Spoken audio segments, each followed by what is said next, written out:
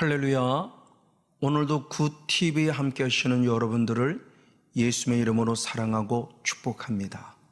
하나님께서는 예수 그리스도를 나의 구원자로 믿고 그 입으로 시인하는 자를 구원하신다고 로마서 10장 9절에 말씀하고 있습니다. 근데 그 믿음이 그냥 막연히 예수님 믿습니다 해서 구원을 얻는 것이 아니라 그 믿음의 근거는 로마서 10장 8절 말씀에 의하면 하나님께서 전해주시는 믿음의 말씀이라. 그 말씀이 가까워 내 입에 있고 그 말씀이 가까워 내 마음에 있기 때문에 그 마음에 있는 믿음의 말씀이 입으로 시인되어져 예수 이름 부름으로 구원이고, 그 말씀에 의해서 내 마음판에 새겨졌기에 예수님이 나를 위해서 죽으셨고 살아난 것을 믿을 때 구원을 얻는다고 성경인 분명히 말하고 있습니다. 이에 베드로도 베드로전서 1장 23절 말씀을 통해서 우리가 거듭난 것은 썩어질 씨로 된 것이 아니요 썩지 아니할 씨, 하나님이 살아있고 항상 있는 말씀으로 되었느니라 말하며, 우리의 구원의 출발점이 막연한 믿음이 아니라 말씀에 의한 확실한 믿음을 구체적으로 알려줍니다. 이에 사도 바울은 부활장을 말하는 바로 고린도전서 15장 3절과 4절의 말씀에 의해 성경대로 죽으셨고 성경대로 살아나셨다라는 말씀을 통해서 우리의 진정한 구원이 말씀에 의한 것이고 성경에 의한 것임에 대한 부분을 분명히 알려줍니다. 자, 그런데 그 믿음에 대한 모습을 내가 역시 믿었다는 것을 말하는 것이 아닙니다. 그래서 에베소 2장 5절과 8절의 말씀에 의하면 은혜로 인하여 구원을 얻은 것이라고 표현하며 구원의 출발점이 하나님의 은혜임을 말해요. 그래서 8절에 이어서 은혜로 인하여 믿음으로 말미암아 구원을 얻었으니 그 구원은 하나님의 선물이라. 맞습니다. 구원은 하나님의 선물이란 사실을 절대 잊어서는 안 됩니다. 내가 잘 믿어서 얻어진 것이 아니에요. 하나님이 절대적 은혜로 우리에게 주신 거예요. 그래서 믿어지게 만들었고 믿어짐을 통해서 신앙을 고백했을 때 부족한 우리들에게 하나님이 구원이란 절대적 은혜를 주신 겁니다. 이 은혜를 잊지 말아야 될 부분의 모습을 가르쳐 주고 있습니다. 그러면서 구원을 얻었으면 이제 구원을 얻었다로 끝나라는 것이 아닙니다. 역시 이어서 로마서 10장 10절의 말씀에 의하면 계속적으로 입으로 시인하고 마음으로 시인하고 인정함으로 말미암아 구원에 이르러야 한다라고 성경이 가르쳐 주고 있다는 사실을 잊어서는 안 될 것입니다. 그러게 역시 사도 바울은 빌립보서 1장 12절 말씀에 너는 항상 복종하고 두렵고 떨림으로 구원을 이루라 이렇게 표현했어요. 구원의 은혜가 이루어진 자에게 두렵고 떨리는 가운데 항상 복종해서 구원을 이루어 가야 한다는 사실들을 알려주고 있다는 사실이죠. 그 구원을 이루라고 하는 말이 어떤 의미를 가지고 있냐? 구원의 은혜를 얻은 우리들에게 마땅히 행해야 할 바를 행해야 된다는 것을 알려주는 거예요. 그래서 빌립보서 2장 12절 말씀을 현대어 성경을 통해서 보면은 구원받은 자로서 마땅히 해야 할 옳은 일에 더욱 힘써 주기 바란다 이렇게 표현되어 있어요. 이게 구원을 이루어가는 우리들의 삶을 말해요. 근데 내가 그런 구원을 이루어가냐? 아닙니다. 그래서 이어서 빌립보서 2장 13절 말씀에 행하시는 이는 하나님이시다 말하며 그 일을 행하시려고 우리에게 감동을 주사 그 일을 행하게 하셨다고 그럽니다. 즉 내가 구원을 이루어가는 것도 아니라는 거예요. 내 안에 하나님께서 내 안에 성령님께서 계속 구원의 은혜를 입은 자가 구원의 은혜 안에서 구원을 이루어갈 수 있도록 감동 주실 때 그 감동에 순종하는 순간 하나님이 행하셔서 구원을 이루어가게 하시는 주님의 놀라운 뜻이 있다는 걸 말씀하니, 구원은 내가 무엇을 행해서가 아닙니다. 구원 자체가 절대적 은혜요, 구원을 이루어가는 과정도 절대적 주님의 은혜임에 대한 부분을 성경은 말씀하고 있습니다. 즉 구원을 이루어간다는 것은 내 믿음이 성장하고 있고 내 믿음이 자라고 있음을 보여주는 나의 삶입니다. 그래서 디모데전서 4장 15절의 말씀에서는 너의 믿음의 진보 그랬어요. 그걸 나타나라, 보이라는 겁니다. 그 진보는 바뀌어진 개역 개정 성경에서는 내가 성숙한 것만큼 내 믿음을 삶으로 보이라는 것이죠. 그래서 중요한 말씀에 대표적인 교회가 데살로니가 교회이니, 데살로니가후서 1장 3절에 사도 바울은 하나님께 감사했는데 무엇을 감사했느냐? 데살로니가 교회의 성도들이 믿음이 더욱더 자랐음에 대해서 감사해요. 자랐어요. 성숙했다는 겁니다. 이것이 우리가 구원을 이루어가는 과정 속에서 내 힘이 아니라 성령의 힘으로 하나님의 뜻을 이루어드리는 삶이 되어야 한다는 것을 말씀하고 있다는 사실입니다. 그래서 사도 바울 역시 이어서 고린도서 6장 1절 말씀에 하나님의 구원의 은혜를 헛되이 받지 말라, 이렇게 표현했어요. 구원의 은혜가 너무너무 값어치 없어서 하나님이 그냥 주는 선물같이 생각할 때 공짜로 얻었다는 선물 때문에 하나님의 구원의 은혜가 헛되이 되는 경우가 있었기에 사도 바울은 고린도 교회에서 말합니다. 하나님의 구원의 은혜를 헛되이 받지 마. 그래서 스스로 고백합니다. 뭐라고 고백하는가? 역시 부활장인 고린도전서 15장 10절 말씀에 나 된 것은 하나님의 은혜라. 이 은혜를 헛되이 하지 않기 위해서 다른 사도보다 더 많이 수고했는데 그 수고마저도 하나님의 은혜라고 하는 사실이에요. 맞아요.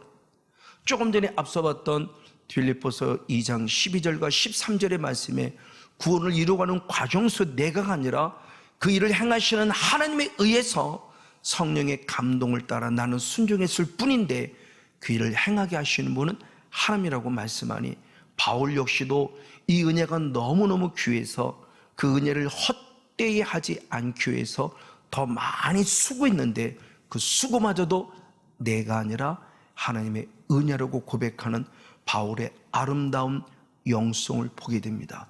이게 우리에게 주신 구원의 은혜를, 구원받은 은혜가 감사해서 계속 구원에 이르도록 자라가는 영성 가운데 구원을 이루어가는 우리들의 삶의 모습을 보여줍니다.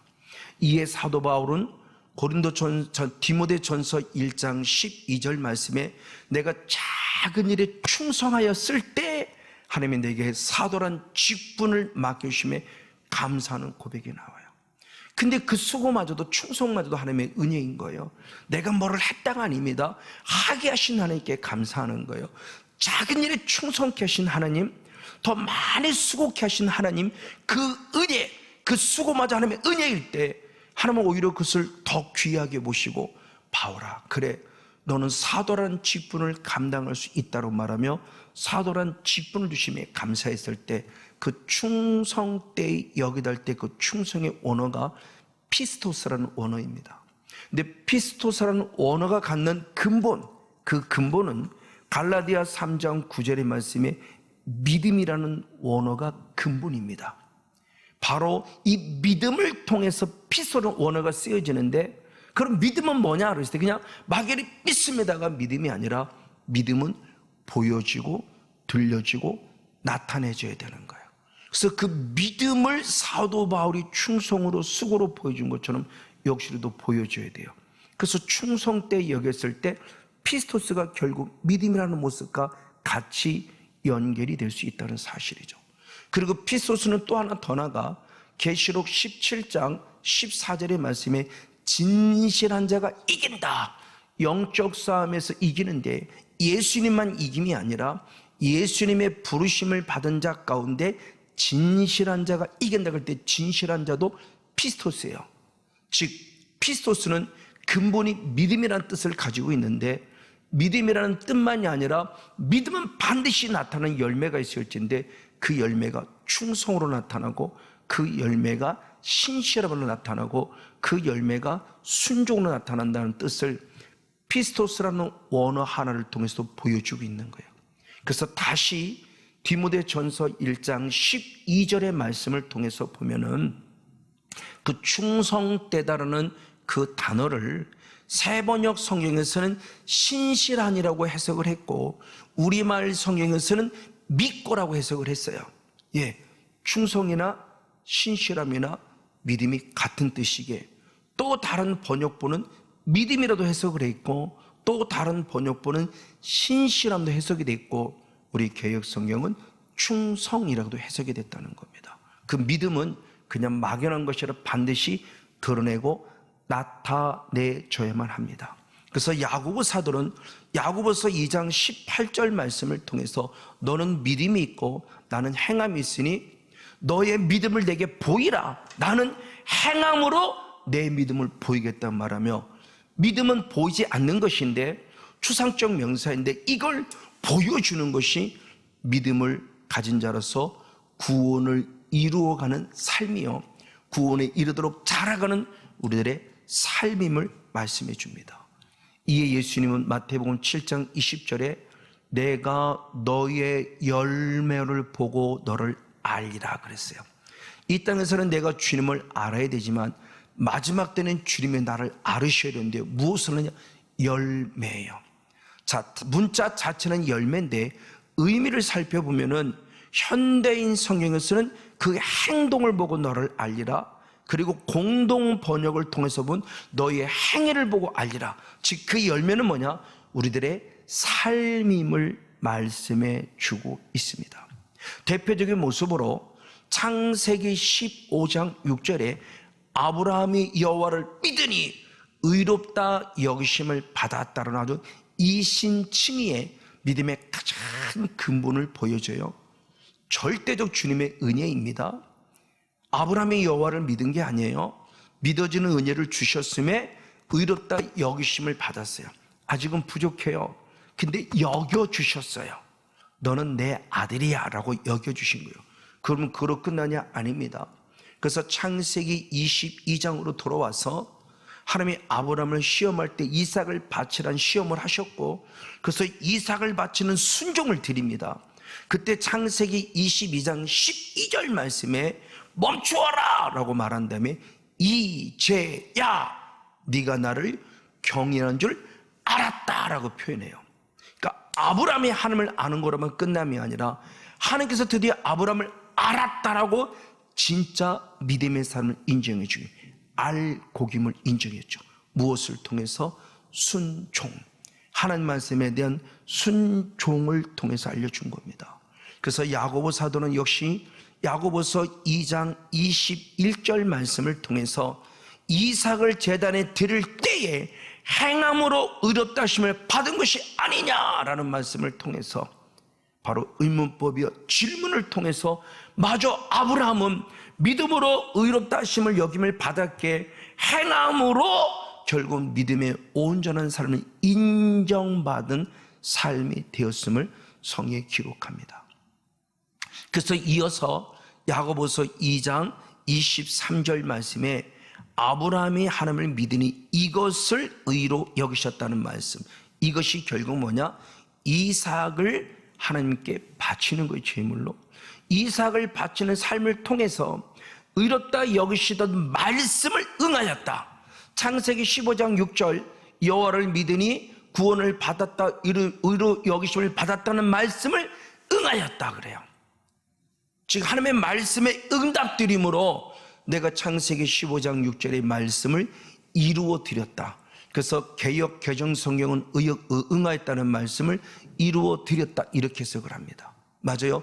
의롭다 여기심을 받은 믿음, 절대적 은혜 속에서 하나님이 원하시는 이삭을 드리는 순종을 들을 때 그래 네가 진짜였구나, 그래서 내가 의롭다 여기심을 받음을 응해드리고 이루어드림에도 축복하면서 드디어 믿음의 조상으로 하나님께 영광 돌리는 모습을 보여주게 됩니다. 이것이 바로 순종함을 통해서 내 믿음을 보여드리는 거예요. 그래서 야고보서 2장 22절의 말씀에 믿음은 행함과 함께 일하고 아멘. 행함으로 믿음이 더 온전해졌다 그래요.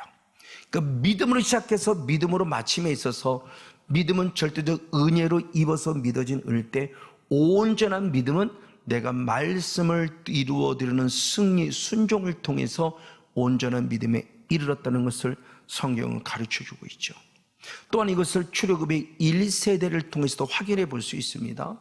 히브리서 3장은 출애굽의 여정을 설명하는 것으로서 히브리서 3장 18절 말씀에 누가 가나안 땅, 즉 안식에 들어가지 못했냐?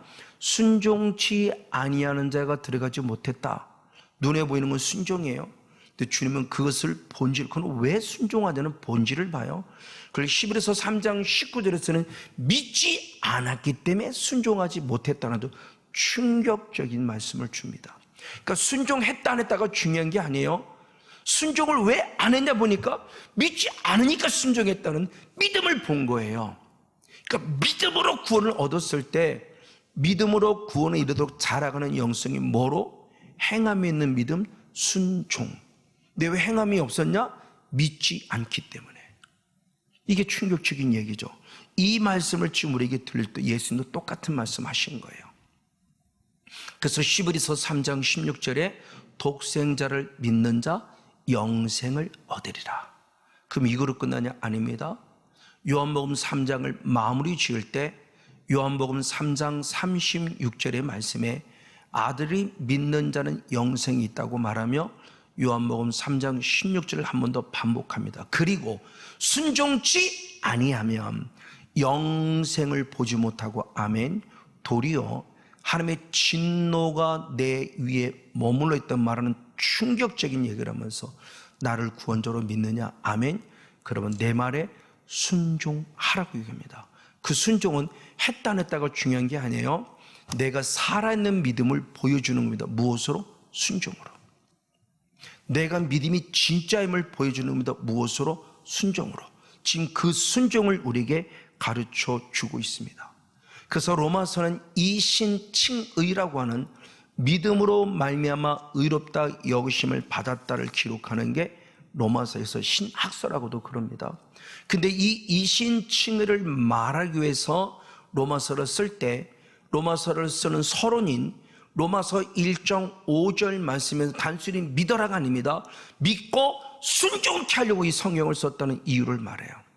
그리고 결론적인 부분에서도 로마서 16장 26절 말씀에 하나님의 아들이 나타나는 것은 믿고 순종케 함을 알게 하려고 표현하며 믿었으면 순종이라는 것을 통해서 우리에게 믿음의 서론을 얘기하고 믿어서 순종하는 것이 믿음의 결론임을 얘기하며 로마서의 서론과 로마서의 결론을 통해서 믿었으면 순종해야 할 것을 얘기하고 있어요. 그때 이 순종이 단순히 순종이 아니라는 것을 다시 한번 반복합니다. 순종하지 않았다는 것, 행함이 없다는 것은 죽은 믿음이에요. 그래서 야고보서 2장 17절과 26절 말씀에 행함이 없는 믿음은 죽은 믿음이라요. 행위가 중요한 게 아니에요. 왜 행함이 없었냐? 우린 자꾸 행위 자체를 보는데 행위 자체를 보면 행위 구원이 되어버립니다. 행위가 아니에요. 그 행위가 나타나는 배경은 뭐냐? 믿음이 있기 때문에 행한 거예요. 그럼 왜 행하지 못하느냐? 믿음이 죽었기 때문이라는 거예요. 그러니까 주님은 본질인 내가 살아있는 믿음을 봤으면 당연히 그 말씀대로 순종할 것이고 죽어있는 믿음이라면 결국 말씀에 순종하지 못할 것이다. 본질을 보는 겁니다. 행위를 보는 게 아니에요. 내가 진짜 살아있는 믿음을 가졌느냐? 죽은 믿음을 가졌는지를 보고 있다는 사실이에요. 그래서 계시록의 7교회 교회가 나왔을 때 그 첫 번째를 뭐냐? 다 네 행위를 안다, 네 행위를 안다가 첫 번째 나오는 단어예요. 대표적으로 사대교회 교회입니다. 사대교회는 계시록 3장 1절 말씀에 내가 네 행위를 안다라고 말한 다음에 내가 살았다는 이름은 가졌으나 실상은 죽은 자다라는 충격적인 얘기를 해요. 교회인데, 예수를 믿는데, 분명히 내 살았다는 이름은 가졌는데 실상 영의 새로 본질을 보니까 죽은 교회예요. 왜? 계시록 3장 2절은 분명히 말합니다. 뭐라고 말하는가? 네 행위가 온전하지 않았다는 거예요. 그 행위를 보니까 사도교회는 죽은 교회예요. 죽은 교회. 그래서 사도교회가 책망을 받습니다. 왜? 삶이 없어요. 예수를 믿는다고 하면서는 막 살아가는 겁니다. 영지주의 이단에 빠져서 막 살아가요. 나는 구원받았기 때문에 이제 죄 짓는 건 죄가 아니야 그러고 막 살아가는 잘못된 삶을 살아가는 자들에게 너희는 실상 죽었어라는 주님의 거룩한 책망의 음성을 들려주고 있다는 사실이에요. 이게 지금 우리들이 어떤 영적 메시지죠? 그래서 대표적으로 시브리서 11장의 말씀을 믿음장이라고 그럽니다. 이 믿음장은 창세기 15장 6절에 여호와를 믿으니 의롭다 여기심을 받았다, 이걸 말하는 믿음이 아니에요. 믿음의 성숙함 속에서 행함 있는 믿음의 열매를 본 거예요. 그래서 대표적으로 시브리서 11장 4절 첫 번째 아벨의 믿음이 나오는데, 아벨은 가인보다 더 나은 믿음으로 아벨은 가인보다 더 나은 제사를 드림으로 여호와께 증거를 가졌다. 그 제사가 뭐냐? 하나님은 예물에 대해서 증거하셨다. 지금 개정 성경은 증언하셨다. 증인이 되셨다. 누가? 하나님께서. 무엇을 통해서? 예물드는 제사를 통해서. 그러니까 예배를 보셨다는 것이고, 예배를 받으셨는데 제물을 통해서 예배를 받으셨을 때 아벨아 네가 진짜 믿음의 사람이야 라고 인정해 주시고 증인이 되어 주셨다는 거예요. 누가? 하나님께서요. 무엇을 통해서? 예배. 그게 바로 믿음으로 보여졌다는 겁니다. 그러니까 예배 행위인데 가인처럼 예배 행위를 들어도 예배가 사라져버리고 믿음으로 인정받지 못한 가인이 있는 반면에 아벨은 예배를 통해서 내가 진짜 믿음의 삶을 증명한 거야. 이게 바로 행함 있는 믿음이다. 살아있다라는 믿음이라는 거예요. 뭐를 했다 안 했다가 중요한 게 아니라는 것을 다시 말씀을 드립니다. 그래서 사도 바울 역시 로마서 12장 1절 말씀에 너희 몸을 하나님이 기뻐하는 거룩한 산 제사로 드리라. 이것이 너희들 영적 예배니라. 우리의 몸, 이 육신은 이 몸, 이 소마라는 몸이 하나님이 기뻐하는 산 제사, 이것이 행함 있는 믿음, 내 삶을 통해서 드려졌을 때 그 사람이 진짜 영적 예배자예요. 그럼 어떻게 영적인 예배가 되느냐? 로마서 12장 2절 말씀에 보니 하나님의 선하시고 기뻐하시고 온전한 뜻이 무엇인가 분별할 줄 알아 나를 드린 자예요. 이 사람의 영적 예배자를 말할 때 사도 바울 역시 똑같은 말을 합니다. 디모데후서 2장 15절 말씀에 진리를 분별하는 자가 부끄러울 것이 없는 일꾼으로서 하나님께 자기를 드리는 자라고 그래요. 교회의 거룩한 일꾼으로서 말씀을 분별하는 자가 하나님께 나를 드릴 때 그 사람이 진짜 부끄러울 것이 없는 일꾼이라고 인정하고 있다는 사실입니다. 맞습니다. 바로 이렇게 분별로 나를 드리는 자가 될 때 이 사람이 의의 평균이 로마서 6장 13절 말씀에 하나님께 자기를 드리는 자가 의의 평균이라고 축복하고 있어요. 그래서 내 삶의 모습이 이제는 하나님께 온전히 드려지는 거룩한 영적 예배자. 그래서 로마서 6장 22절 말씀에 거룩함에 이르는 열매를 맺을 때 그 마지막은 영생이라.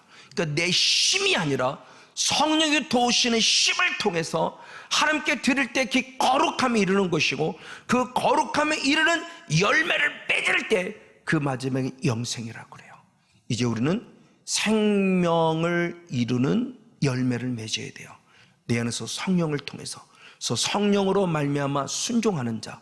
그래서 베드로전서 1장 2절에 순종하도록 택함 받았다 말씀했으니 거룩한 순종을 통해서 내가 살아있는 믿음을 보여드림으로 하나님께 영광 돌리고 마지막까지 생명이 이르는 영생에 이르는 복된 주인공 우리 모두가 되어지기를 예수님의 이름으로 간절히 축복하고 축원을 드립니다.